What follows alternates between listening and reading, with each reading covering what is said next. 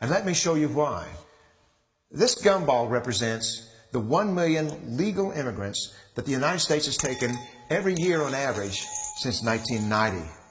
Now, who in the world deserves our humanitarian compassion? The World Bank has one measure of the desperately poor of the world. They make less than $2 a day. And how many people make less than $2 a day in the world? Well, let's start with Africa. In Africa alone, there are 650 million people who make less than $2 a day. 650 million. And in India, another 890 million people, desperately poor. China adds another 480 million people, making less than $2 a day. And unfortunately, the rest of Asia has a heartbreaking 810 million people who the World Bank says make less than $2 a day. And finally, there's 105 million of Latin America's population that are desperately poor. All told, the World Bank says there are 3 billion people in the world. 3 billion people who are desperately poor, making less than $2 a day. That's 3,000 gumballs. And every year, we take 1 million and suggest that we've somehow made a humanitarian difference. Of course, we don't pull our immigrants from these desperately poor populations, do we? These people are too poor, too sick, too disconnected to make it here as immigrants. We tend to pull our immigrants out of the better off poor of the world. And Mexico tends to define the type of immigrant that we bring here because the plurality of people come from Mexico. And Mexico is poor. How many people in the world live in countries that have average incomes lower than that of Mexico? And the World Bank tells us that that number is these 3 billion plus another 2.6 billion people. 5.6 billion people in the world who live in countries with average incomes below that of Mexico.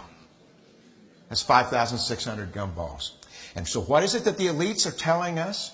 They're telling us that when we take this 1 million immigrants,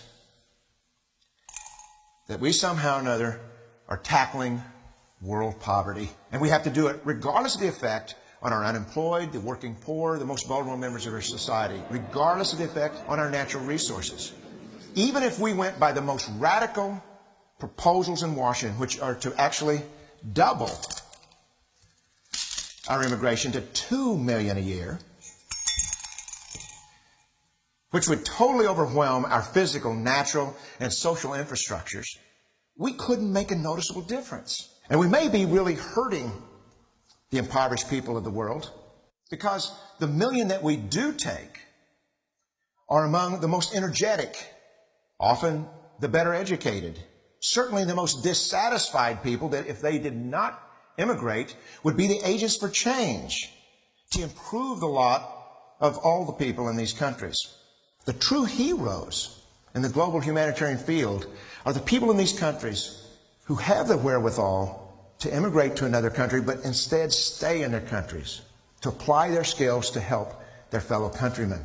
Unfortunately, our immigration system tends to entice these very type of people to abandon their countrymen. The impossibility of making even a dent is actually worse than it looks here. Because last year, when we took 1 million immigrants, these countries added, births over deaths, 80 million more people into the impoverished populations. And this year, Congress is bringing in 1 million legal immigrants. And this year, according to the United Nations, these countries are expected to add another 80 million people. And next year, you can be quite sure that Congress, unless stopped by the American voters, will bring in another 1 million immigrants. And these countries, unfortunately, will be adding another 80 million people into these impoverished nations.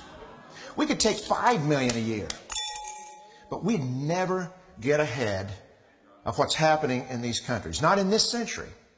Don't you see? Immigration can never be an effective or significant way to deal with the suffering people of the world. They have to be helped where they live. 99.9% of them will never be able to immigrate to a rich country. There's no hope for that. They have to bloom where they're planted. The only place that 99.9% of these people can be helped is where they live. Let's help them there.